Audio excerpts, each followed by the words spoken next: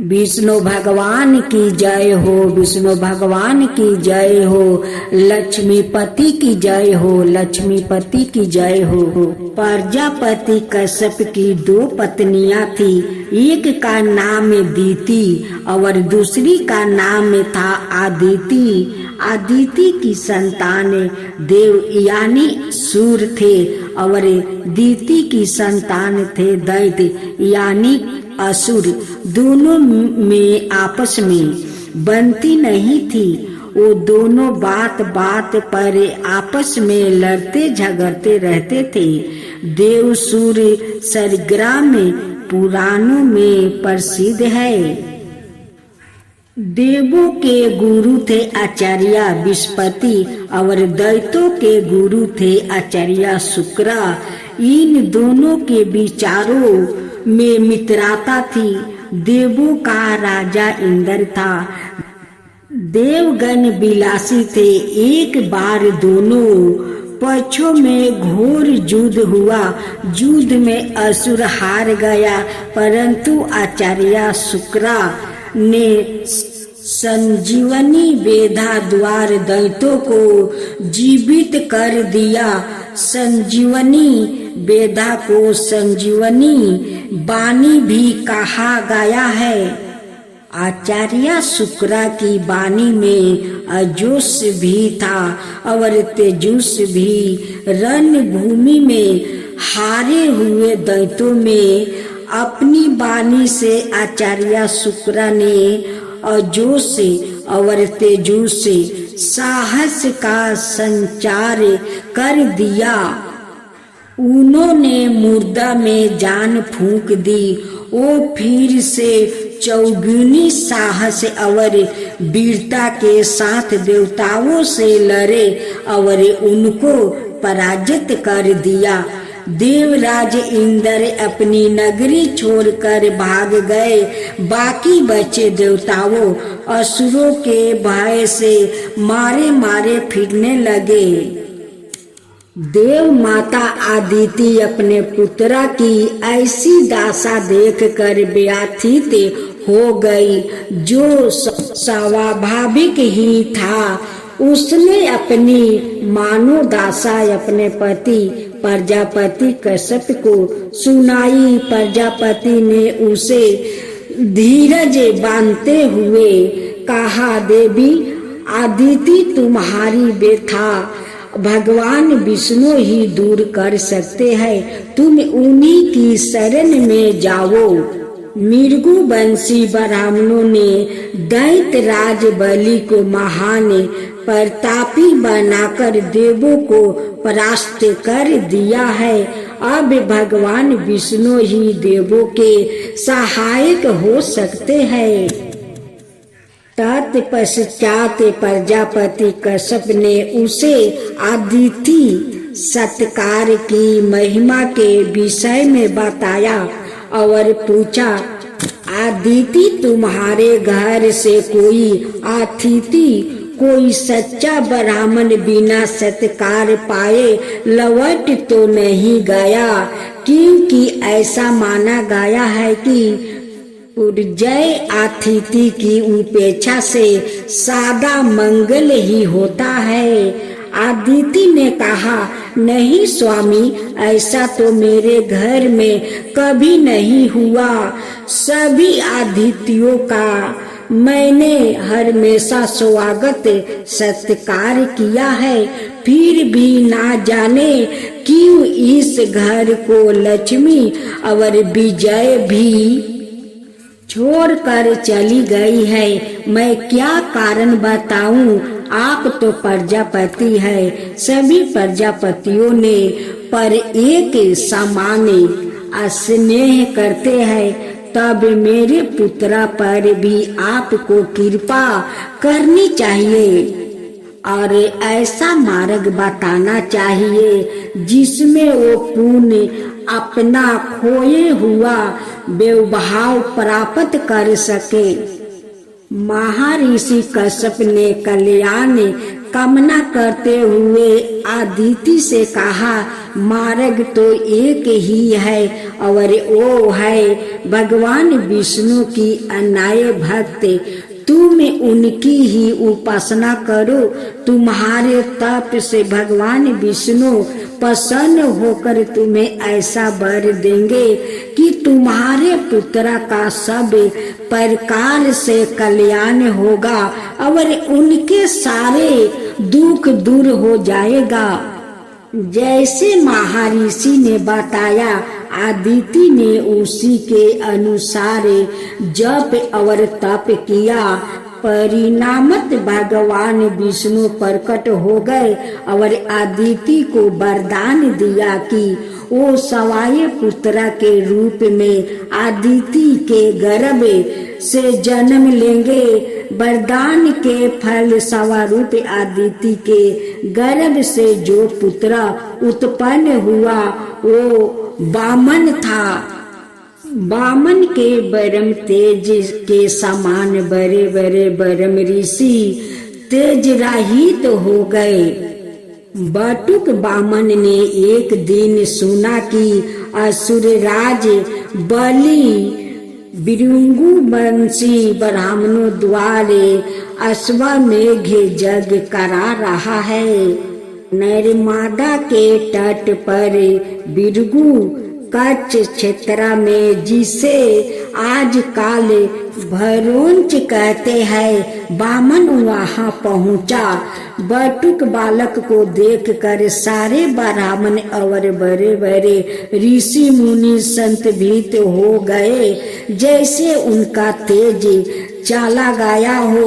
राजा बलि ने आदिति बटुक का याथ विधि सामान और पूजन किया। उसे ऐसा लगा जैसे इस आदिति के आगमन से उन्हें जग का पूरा फल मिल गया हो। उसने बटुक से कहा, हे ब्राह्मण वर, आप जग के इस अवसर पर मुझसे अवश्य कुछ मांगने की कृपा करे, मैं उसे देकर सवाय को कृतार्थ हुआ समझूंगा। वामन बोले, हे राजन, यह तुम्हारा वंश के अनुरूप ही है। महान भक्त प्रहलाद के तुम पुत्र हो, तुम धर्मात्मा हो, जो भी वचन देंगे उससे पीछे नहीं हटेंगे। मैं ब्राह्मण ब्रह्मचारी हूँ, मुझे ना तो सौरन चाहिए ना हाथी घोड़े, मुझे तुम्हारा राज भी नहीं चाहिए। संध्या पूजन के लिए आसन बिछाने को 3 पग भूमि मुझे दे दोगे तो मेरा यह आना सफल हो जाएगा।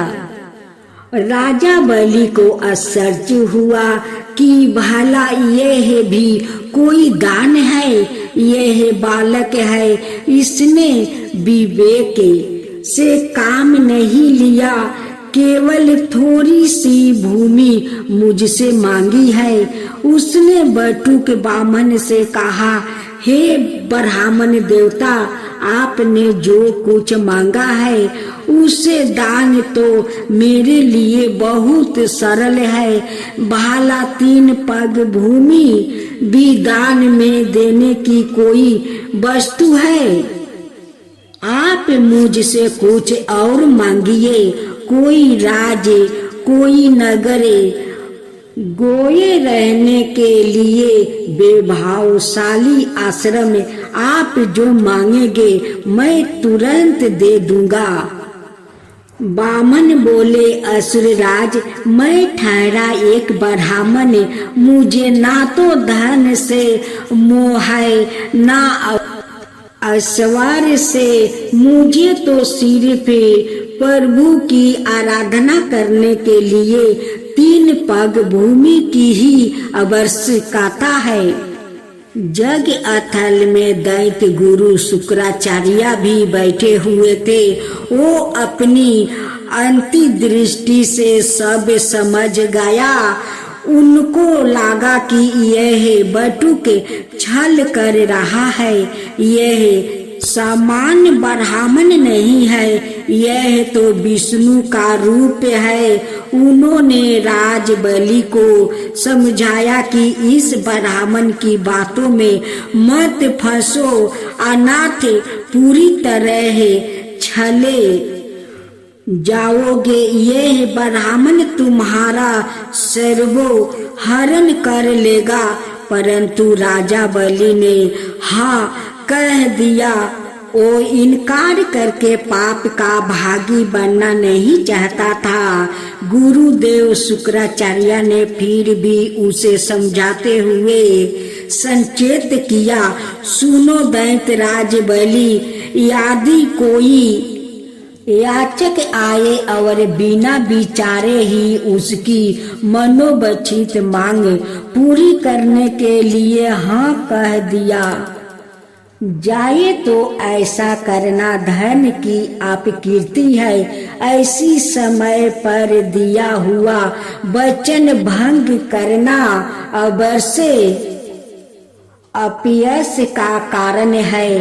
परंतु कभी कभी असत्य भी अविवंचनीय नहीं माना गया है। जैसे हास्य विनोद में, विवाह के प्रसंग में, आजीविका के लिए और प्राण संकट में पड़ जाने पर असत्य का सहारा लिया जा सकता है। परंतु आचार्य शुक्र के समझने का राजबलि पर कोई प्रभाव नहीं पड़ा। वो तो सत्य प्रतिज्ञा था। बिना पूर्वक उसने आचार्य शुक्र से कहा, हे गुरुदेव, आपका कथन सत्य है। आपने गृहस्थ धर्म समझाया, इसके लिए मैं आपका आभारी हूँ।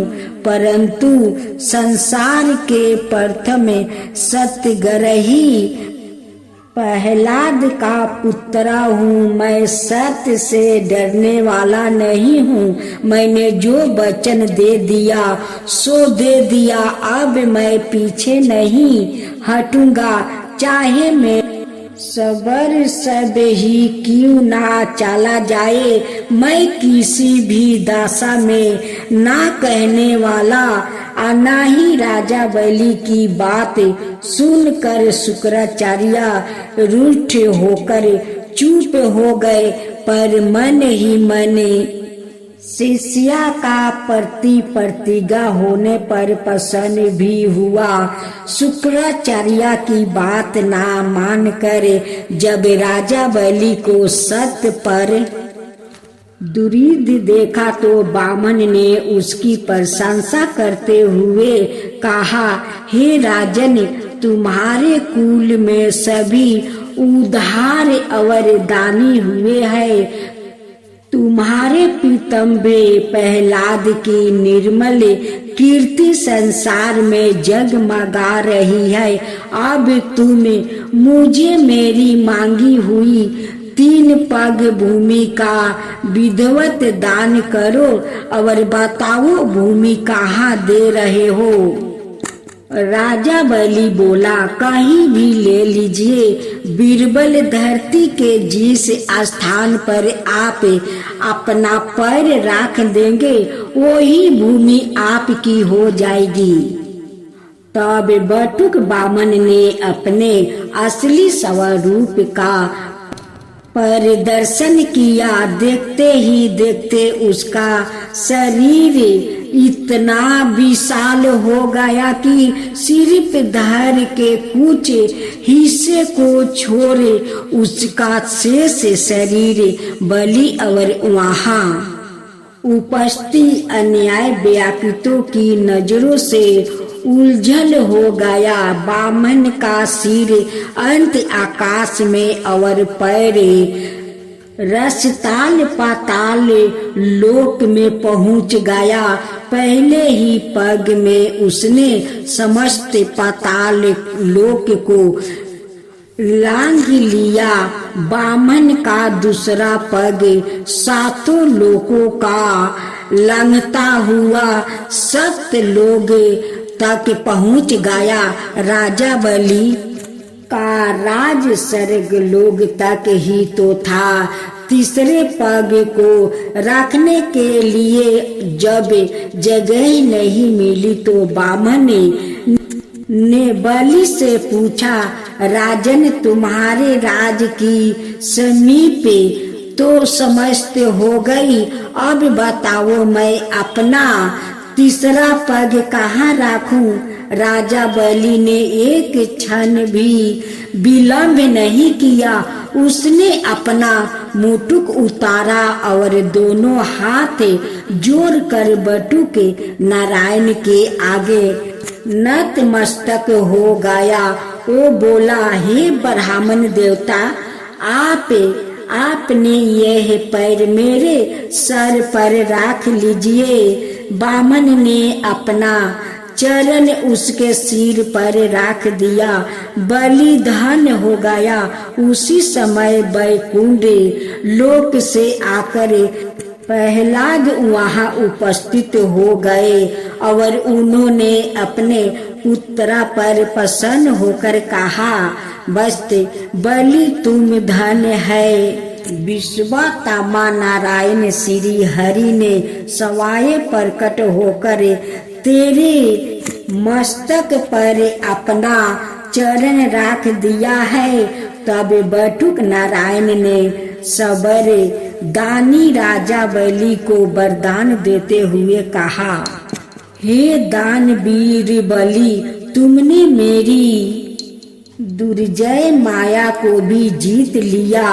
गुरु के तिरस्कार और शराप को भी तुमने सहन कर लिया, परंतु सत्य का त्याग नहीं किया। मैं तुम पर अत्यंत प्रसन्न हूँ, जो स्थान देवताओं को भी दुर्लभ है वो मैं तुम्हें देता हूँ। तुम आगामी बंतर में इंद्र होगे और मैं सब प्रकार से तुम्हारी सहायता करूँगा। अब तुम पाताल लोक में जाकर निवास करो, तुम्हारा कल्याण हो। जो कोई भी व्याकित तुम्हारी आशा के विरुद्ध कुछ भी करेगा, उसे मैं अपने सुदर्शन चक्र से नष्ट कर दूंगा। तुम मुझे वहाँ अपने द्वार पर नित परित इसी रूप में देखेगा। मैं तुम्हारा द्वारपाल बनकर रहूंगा। इस प्रकार इंद्र को स्वर्ग लोक प्राप्त हो गया और देवताओं निर्भय होकर वहाँ रहने लगे। माता आदिति की तपस्या पूर्ण हुई, सभी धन्य हो गए। आदिति, इंद्र और सवाए राज बलि भी।